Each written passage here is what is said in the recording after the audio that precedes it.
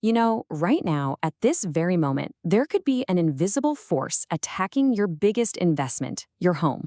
It doesn't make a sound, it doesn't leave a note, but it can cause more damage than fires and storms combined. We're talking about a threat that's as common as it is destructive, and the first step to fighting back is knowing exactly what you're up against. So, the real question isn't if your home is a target, it's what kind of pest might be targeting it right now. We're diving into the world of wood-destroying pests, a threat that works from the inside out, often for years before you ever see a single sign of trouble. I want you to think of them as a silent, relentless army. They're patient, they're super efficient, and their entire life's mission is to consume or just completely dismantle the very structure that's supposed to keep you safe. But here's the good news. You can absolutely fight back. And in this explainer, we're going to give you the battle plan you need to protect your home. To win any battle, you have to know your enemy, right? So let's start by meeting the three most common and, frankly, most destructive pests that could be targeting your home. First up, we've got the undisputed champion of destruction, the termite.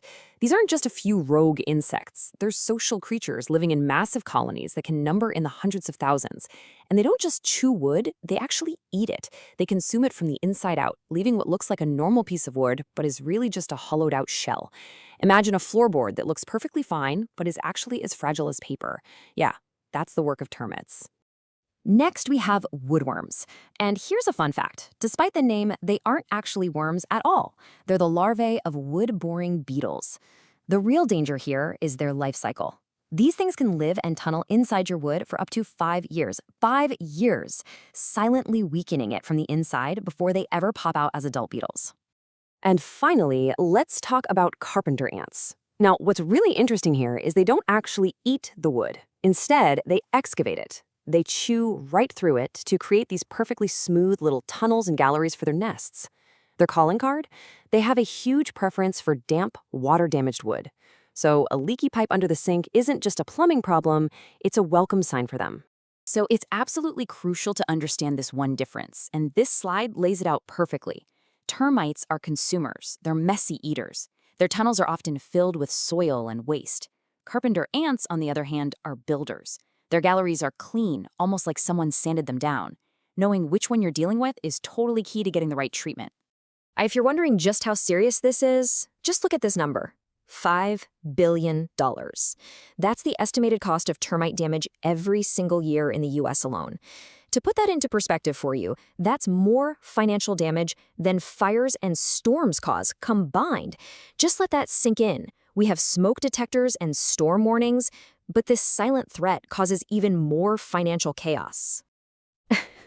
Okay, that number is staggering, I know. But you don't have to be a victim. You can be a detective. So let's move on to the 5 key warning signs that can help you spot an invasion before it gets out of hand. All right, here is your official detective's checklist. Number 1, keep an eye out for small, round exit holes in any wood surfaces. That's a classic sign of woodworms.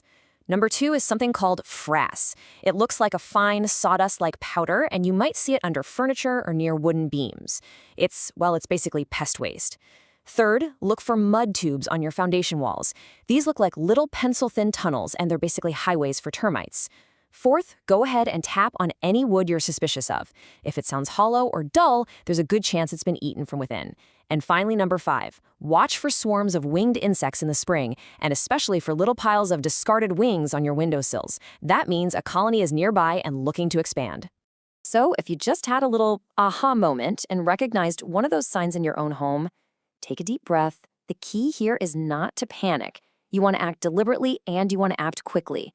Spotting the problem is the first and honestly the most important step. You've done the hard part. Now, being a detective is great, but you know what's even better? Being a strategist. This isn't just about waiting for an attack, it's about making your home a place pests don't even want to visit. So let's build that fortress with our 4-step defense plan. First, and I can't stress this enough, this is the most critical step. Control moisture. Fix every single leak, make sure you have good ventilation, use dehumidifiers if you have to. Pests are drawn to damp wood like a magnet. Second, seal up all your wood surfaces. Bare, unfinished wood is basically a giant welcome mat. A simple coat of paint or varnish can be an incredibly powerful deterrent. Third, block their way in. As you can see here, this means sealing up every crack in your foundation and every little gap around pipes and windows. And finally, number 4, schedule a professional inspection once a year. A trained eye can spot things that we would almost certainly miss. Okay, but what if you think the fight has already started? What happens when prevention is no longer an option? Well, then it's time for an immediate action plan. Okay, if you found something, here are your orders. First, act fast. Time is absolutely not on your side now. Then, try to identify the pest from the signs we talked about. Remember, frass usually means woodworms, mud tubes probably mean termites. If the problem seems to be in a piece of furniture, move it away from any other wood items right away to isolate it. And most importantly, and I mean this, call a professional. Do not delay. This is not a DIY project. This is a battle you want an expert to lead.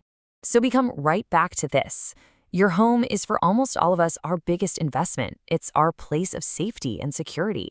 So now that you know all of this, is it truly protected from those silent attackers that could be working just out of sight?